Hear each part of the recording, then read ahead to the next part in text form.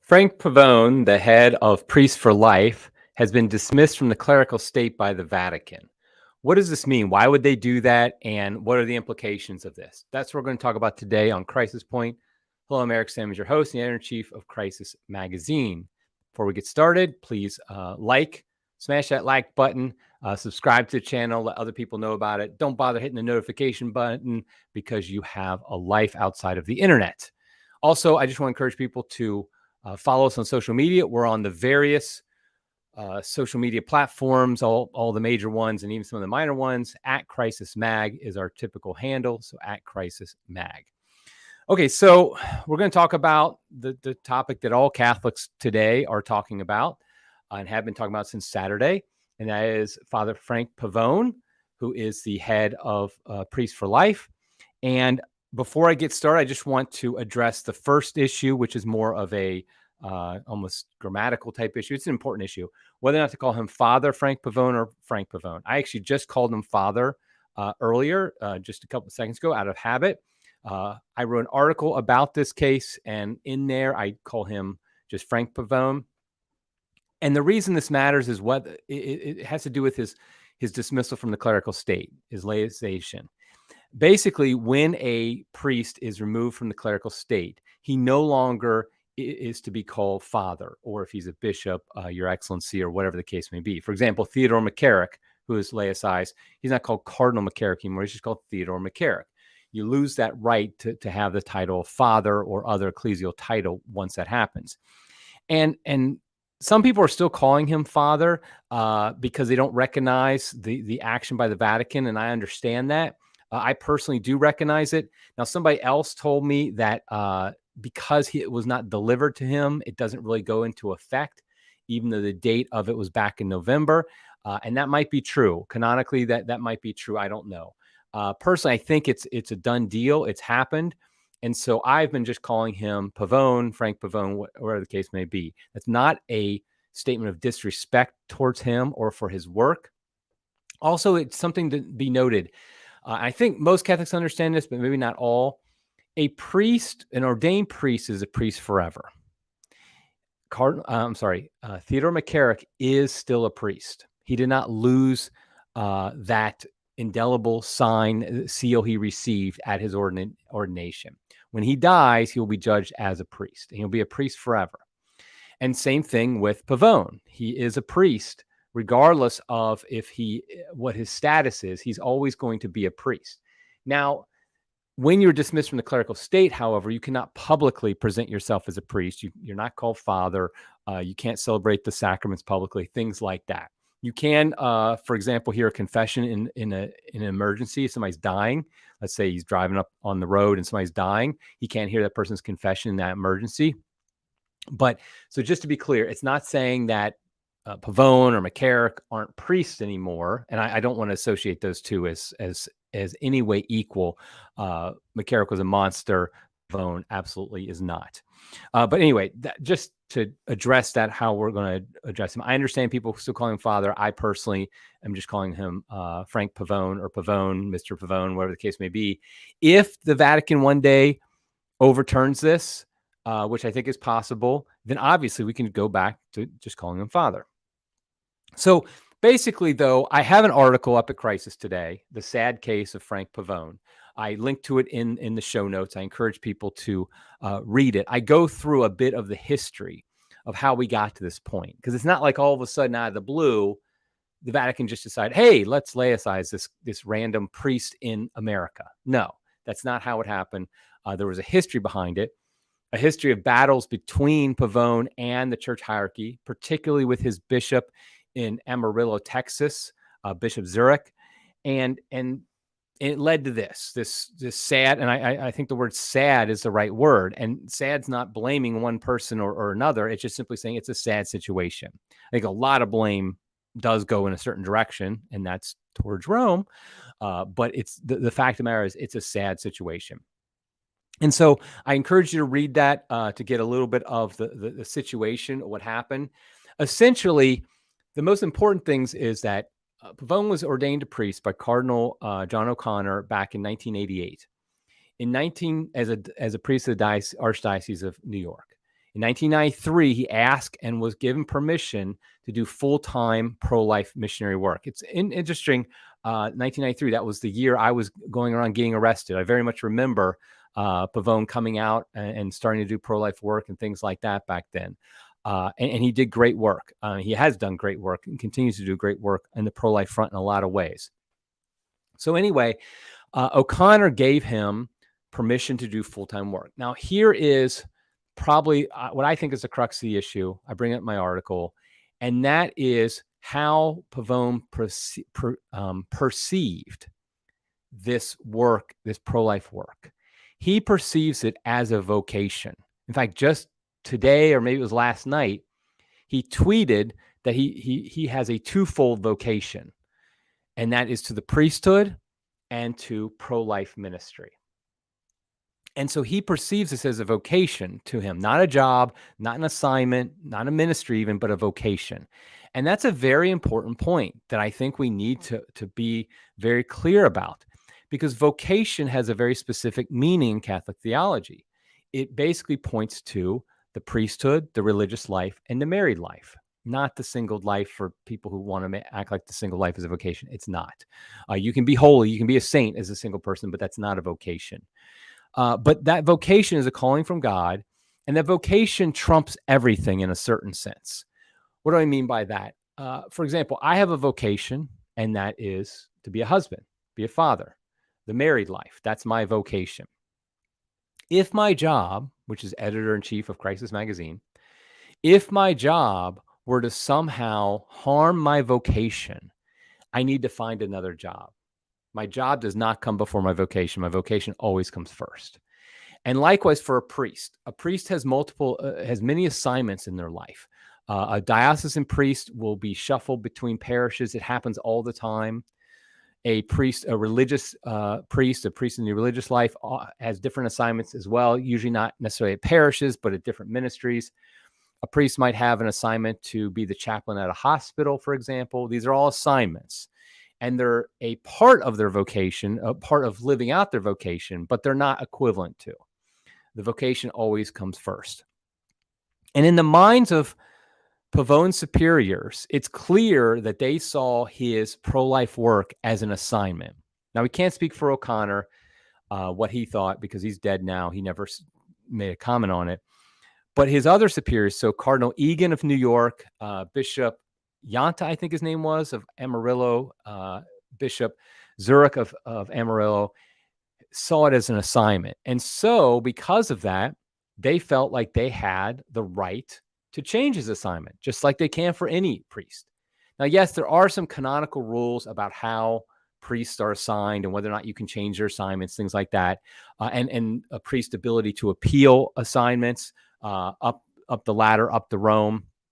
All those things exist. But ultimately, in the vast majority of cases, a bishop can say to a priest, listen, you're at this parish, I need you to move to this parish. And the priest has to obey that, essentially, in the vast majority of cases. Because the priest, when he's ordained, the diocesan priest, when he's ordained, takes and makes a promise of obedience to the bishop and all the successors of that bishop. And a very common case of that obedience is priestly assignments. Now, yes, priests can argue against that, can try to say, no, I don't really want to go there. Here are my reasons. He can push back. All those things are possible. But ultimately, like I said, in the vast majority of cases, if a bishop says, go here, the priest goes there. That is part of his vocation, in fact, is to do that, is to obey his superior when he gives him a command like that. This is an essential part of Catholicism. This isn't like some new hyper-papalist idea. This isn't some modern, just like post-Council of Trent, Jesuit idea of obedience. I mean, old Jesuits, not new Jesuits. This is something that has always been the case in Catholic theology. And so when Bishop Zurich of Amarillo argued, okay, you need to have a parish assignment instead of pro-life ministry, and Pavone refused, in Zurich's mind, that is a defiance of legitimate authority. And apparently, in the eyes of the Vatican, that is also the case, because one of the things they noted when they announced, when the Apostolic Nuncio in the United States announced that he was dismissed from the clerical state, it said that, let me get the right language. Where does it say that? Basically, it stated one of the reasons was persistent disobedience of the lawful instructions of his diocesan bishop. That is very persistent disobedience of lawful instruction of his diocesan bishop. That is a violation of canonical rules, and it's something that a priest should not do. And so whether or not he should be laicized for it, that's another question we'll get into in a minute. But the point is that that's clearly how both Bishop Zurich of Amarillo and the Vatican see it, is that he was having persistent disobedience of his legitimate authority. Now, and so we've gotten to this point where almost the second most extreme thing that could happen to him happened. Obviously, the most extreme is excommunication. And there's actually, it's possible that if he refuses to stop presenting himself as a priest, in other words, if he continues to wear clerics, if he says mass publicly, if he continues to call himself Father Frank Pavone, he could get excommunicated, which is the harshest penalty, obviously, the church has. Now, so we're at this sad point. Now, another thing I want to acknowledge before I really get into it is there are some questions. Everything is not completely clear. I think we have a lot of information, but we don't have all the information. For example, Pavone, I believe, has said that he was willing to take a parish assignment from Zurich, I think back in 2017 or something like that. And basically at that point, Zurich was like, no, it's too little too late. Now, that may be true. It's a little bit hard to reconcile that, though, with Pavone's constant and persistent statements that all he's wanted is to work full-time in pro-life ministry. That's his one requirement. Basically, he just wants to work in full-time ministry. And his idea that it's a vocation to do that. That's all he wants. And so if he's really willing to work in parish life, yet he says it's a vocation, the one thing he wants, I'm not quite sure how that adds up, but maybe it does. But that's one thing. Also, a friend of Father Pavone's reached out to me and said that he was willing to work in parish life under Egan. I didn't gain more information about it other than that, but that is possible. Another thing that's of some question for a number of years now has been, where is Pavone incarnated? Incarnated means where is he officially, what diocese is he officially part of? It's known that he was part of New York from the time he was ordained in 1988 until the early 2000s, I think around 2006 or so, 2005, 2006, he then was transferred. He transferred his incarnation to Amarillo, Texas, where he had a friendly bishop. And he, at that point, decided he was going to start a religious order, a pro-life religious order, which that didn't pan out. But Amarillo got a new diocesan bishop, Patrick Zurich, and almost immediately ran into conflict between Pavone and Zurich. And there's a whole story about how in 2011, Zurich said he was suspended, even though he really wasn't. But he basically said that he told Pavone to come back to Amarillo, live in the diocese, because Pavone was actually living in Amarillo, or at least he moved out later. But he said, live in the diocese and become a parochial vicar at a parish. And Pavone refused to do that at that point. And then he ended up moving to Florida. And then there was some discussion, like Pavone at some point said he was going to be incarnated, transferred to the Diocese of Colorado Springs under the late Michael Sheridan. But Colorado Springs says that's not the case.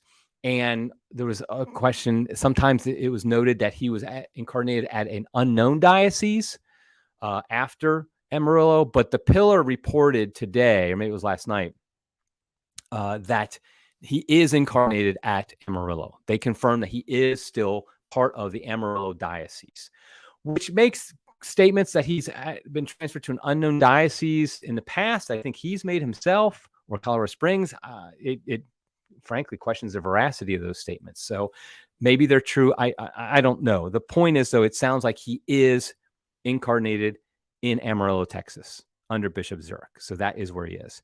Also, one thing that's not known that much, a friend of Pavone again told me this, is that when Pavone has dust-ups with Zurich over the years, he appealed to the Vatican, and the Vatican consistently over the years did vindicate Pavone over Zurich, and basically saying, yeah, Zurich did not follow procedures or whatever the case may be. But obviously they're not doing that now. So I don't know what's going on. Another big question I have in this whole mess is the whole thing that when this story was broke by Catholic News Agency on Saturday, Pavone said that's the first he'd heard about it. If that's true, that's unbelievable. I mean, I'm not saying it's not true. I'm not saying he made it up, but I'm just saying, though, if it is true, it's inconceivable. I'll use the Princess Bride word. Because how can you lay aside a priest, tell him he can no longer present himself publicly as a priest without actually telling him that? That makes no sense whatsoever. So it could be Vatican incompetence. It could be cowardice. They just didn't want to. It could be some them being deceptive in some way. It also could be Pavone has stated that his advisors have told him not to communicate with Zurich anymore for a while now. It's possible they tried to tell him, but they just weren't able to. I mean, I don't know. I guess you could just contact him on Twitter or something like that. I don't know. Maybe it got lost in the mail. I mean, just a weird situation there. So now this whole situation has brought up a lot of emotions. I've gotten a lot of emails and responses to my article today already. A lot of them supportive, more than I thought, to be honest. A lot of people have said they appreciated my take on it. But there have been emotions. I'm going to show a couple emails here I got about this. Unsubscribe me now in the all caps. This bit piece on Father Frank is blasphemous. Canon law my ass. The Pope is an ass. Father Frank is doing God's work. Sent from my iPhone. I mean, that obviously, that's a troublesome email. That if any Catholic thinks that's a legitimate way to look at this, I feel sorry for you. You don't understand some basics of Catholicism to write that. Somehow my take on it was blasphemous. And also canon law my ass. How can you say that? Canon law is important. Now, I'm not saying canon law was followed necessarily, but canon law is important. Otherwise, we're just Protestantism. It's chaos. And obviously calling the Pope a curse word isn't exactly appropriate either for a Catholic, no matter how the Pope works. I don't see how that's respectful of the office. Another email I got was, your stand on Father Pavone is wrong. All caps on Father and wrong. I am unsubscribing from your propaganda-infested site. Obedience to the sodomite-infested USCCB and Francis is pure evil. Crisis mag is a rag. I do appreciate the rhyming at the end there. I mean, we're going to talk about obedience in a minute because that's a key point here. Obedience to the sodomite-infested USCCB and Francis is pure evil. That's not exactly true. There's some obedience that is evil. There's some obedience that's not evil. So I think we have to look at that more closely here in a minute. So the point of me showing you these is to show, I get that Catholics are upset. And I just want to state, before I give any other opinions on this, I want to state something very clear. Of course, this decision by the Vatican is politicized. Of course, it comes out of a corrupt Vatican.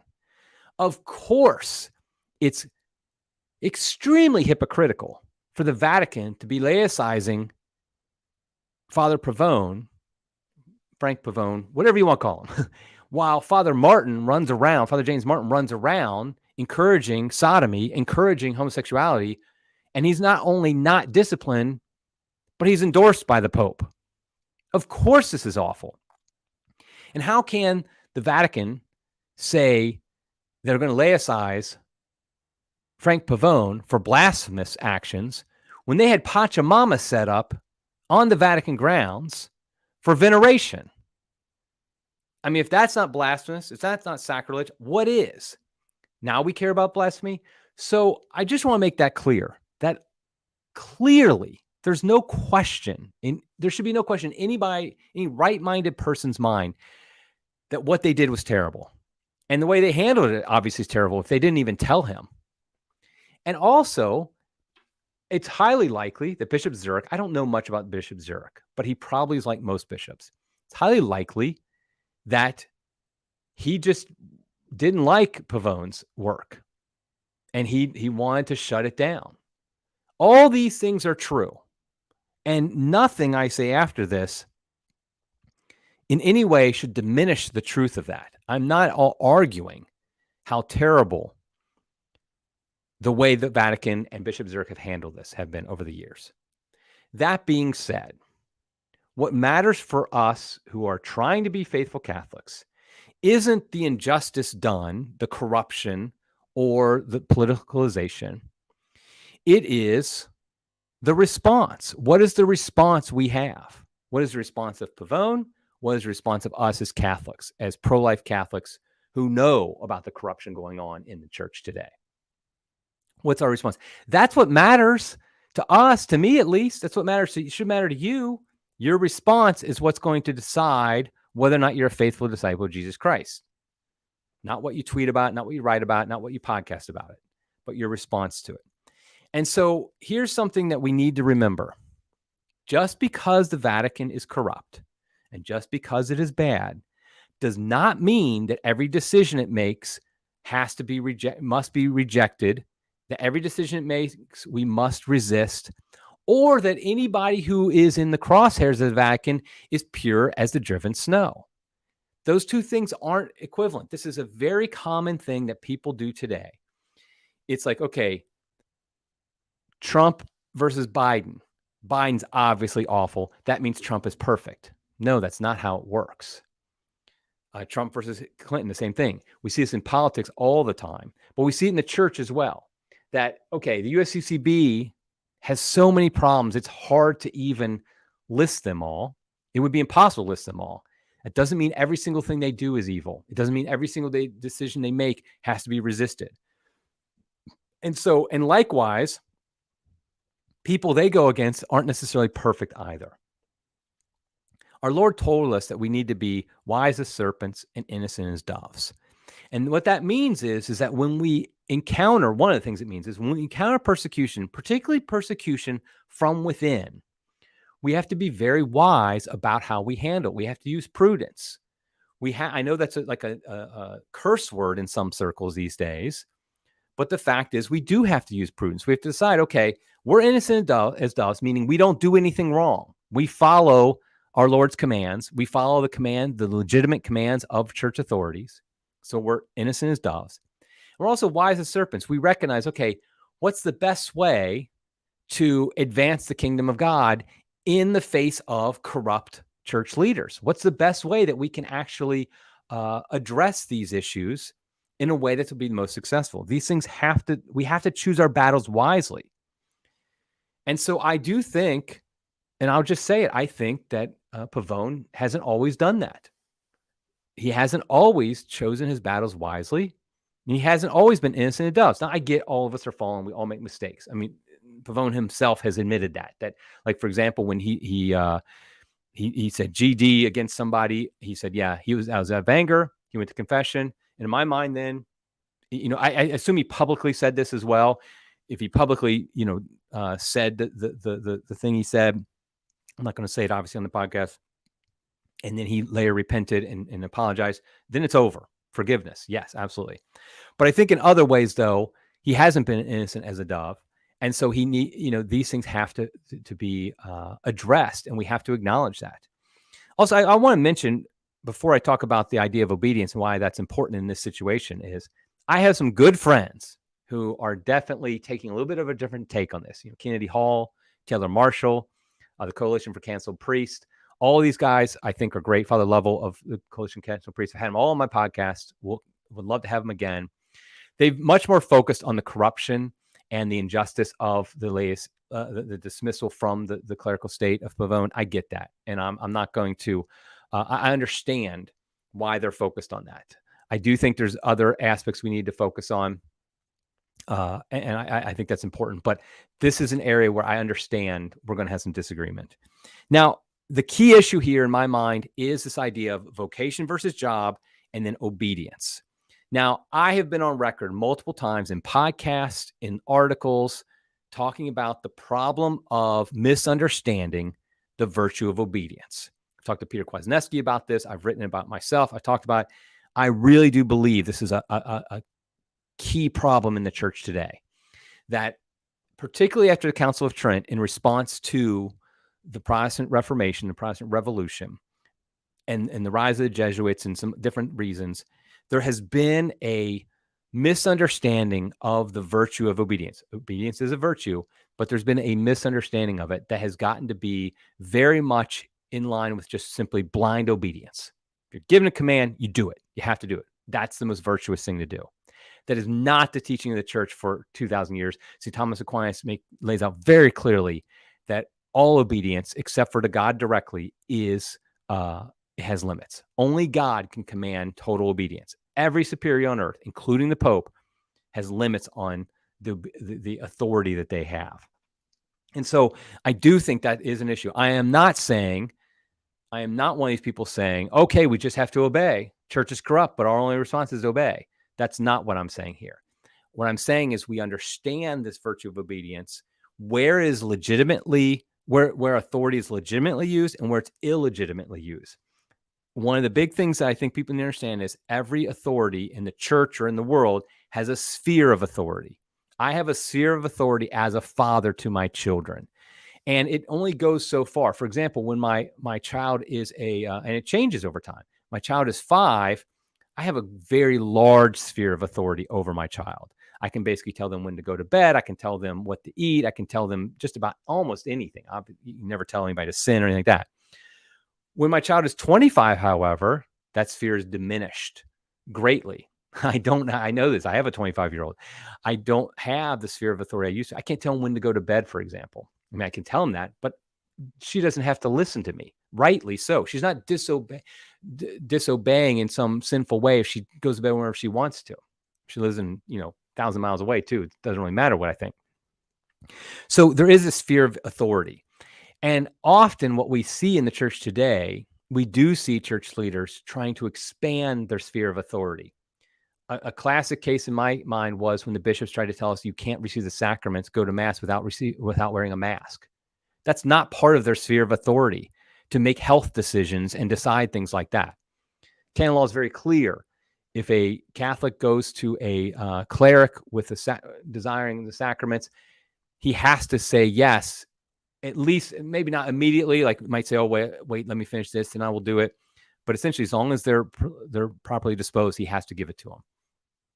So therefore, there is this sphere of authority that has to be that exists. And so I'm not saying we obey all commands by all our church authorities, no matter what. I am saying, though, that there are legitimate commands. Is legitimate authority, and we do have to obey those. That's what separates us from the Protestants. That's what keeps us from having rogue priests. We don't want priests running around doing whatever they want. Yes, I get that most bishops are terrible today, but the fact of the matter is that it's far worse to have priests running around doing whatever they want. We've seen the celebrity priests that this has happened to. Father Carapi is the first one that comes to mind. But there's been others who these priests get too big for themselves. They get public, they get too big, their head gets too big, and they don't obey legitimate authority. And in my mind, based upon what we've seen, what we know, and I admit there's some things we might not know, it is absolutely legitimate for a bishop to reassign a priest. That is part of even an evil bishop who is still in place has that authority to reassign. Now, ideally, of course, a bishop would go about the proper procedure for doing this, would take in consideration a bunch of factors, including the priest's own desires, would be charitable about it, would be clear about all these things. In an ideal world is how it would work. That's usually not how it works because, bishops are fallen, priests are fallen. You do your best. Here in the Archdiocese of Cincinnati, we had a major reshuffling where almost every single priest was reassigned last year. And essentially they knew, okay, I have to do it. I know priests in this diocese that weren't always happy with their new assignment, but they just said, well, that's what being a priest is, a diocesan priest is. When I'm assigned somewhere, I go there. That's part of the vocation. And so the fact that Zurich and Egan ask Pavone to be reassigned to a parish assignment and to stop full-time pro-life ministry, I believe that's a legitimate command. I don't see how you can argue it's not. I don't think it's a good command. I think he'd do much better work, in my mind, if he had been doing pro-life work full-time rather than a parish assignment. But God rewards our faithfulness. That's the important thing to remember is when the unfaithful attack us, we cannot be unfaithful in response. We just simply can't do that. We have to also be faithful to things that are hard, to things that are not easy. Now, one of the things I've noticed in a lot of the debates for the past couple of years about the obedience question, people love to throw out the Padre Pio example. And I think 99 times out of 100, it's an illegitimate example. Lay people, for example, are not under any vows, any promises to obey anybody, really. I mean, we have a certain level of obedience to church authority, things like that, but not like a priest or a religious at all. And so the Padre Pio example of him obeying his religious superiors when they told him basically to shut it down, that's not comparable to a lay person having to wear a mask at Mass. That's just ridiculous to think that's apples and oranges. However, I think the Padre Pio example actually applies here because Padre Pio was doing beautiful work, was helping souls, and his superiors told him to stop. And yet he continued to do it. I mean, I'm sorry, he obeyed. He obeyed out of faithfulness, even if he would be, even though he was doing this good work. And we look at that as saintly today. And I think the same thing does apply in this case to Pavone. That yes, he was doing great work in the pro-life world. Nobody's disputing that. But God doesn't need him in the pro-life world. That's something important to remember. It's something I remember from when I was doing pro-life work. God didn't need me. He doesn't need Frank Pavone. He doesn't need anybody. He doesn't need Abby Johnson. He doesn't need Lila Rose, any of the pro-life leaders. He doesn't need any of them to make his things happen. And so the idea that we just have to have Frank Pavone as one of the pro-life leaders, I think is erroneous. It's just not true. If God wants to use Pavone in a different way, that's his right to do that. If he wants to raise up another priest as a leader of Priests for Life or in the pro-life movement, he can do that. Do we think he can't do that? Nobody is necessary to do certain work. I mean, his vocation comes first, our vocation comes first, but the actual work we do, none of it really matters in the grand scheme of things. It's all a matter of God's grace and God's providence of whether or not where he puts us. If God were to, like, for example, Crisis Magazine does not need me. I am not some essential part of Crisis Magazine. What really needs to happen is that we all are faithful to the state of life that we've been put in. And I just question whether or not in this situation that Pavone has been faithful to that. Okay, so again, I'm going to finish with this. I think we need to go, we need to understand that acknowledging that persecution is happening against faithful Catholics within the church is one thing. And it's very true. I mean, you can't look at my writings and my podcast and not realize I recognize that very clearly. I've condemned it. I have talked about it. I've talked about resisting the Pope and the Vatican when necessary. That is very true. But our reaction, we have to still be clear. We still have to maintain the most important aspects of being a Catholic. We need to maintain the perennial traditional teachings of the church. And the perennial teachings of the church is that a priest has to obey, in most cases, his legitimate superior when it comes to assignments. And I don't see that happening in this case. So I think what we need to do is we need to fast and pray for the church.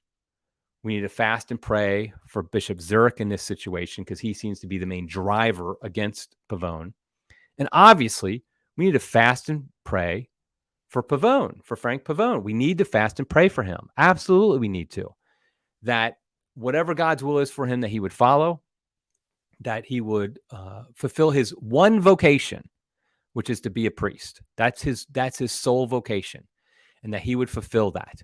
And that obviously that this decision to laicize him would be reversed, that it would no longer apply, and he would go back to being a Catholic priest in good standing with the church. I think we all need to do that. And I think if we're not willing to pray about it, if we're just going to talk about it, but we're not praying about it, not fasting about it as well, then really we should shut up about it. So, okay, I'm going to leave with that. I just think it's a sad situation. It's tragic. I understand there's a lot of emotions involved with it, but I think we need to really stick to our principles as Catholics, not become Protestants where we just basically say, okay, I'm going to dismiss all church authority no matter what, because it's all corrupt, all evil. I'm not going to listen to any of it. We just can't do that. We're Catholics. Okay, everybody, I'll wrap it up there. Until next time, everybody, God love you.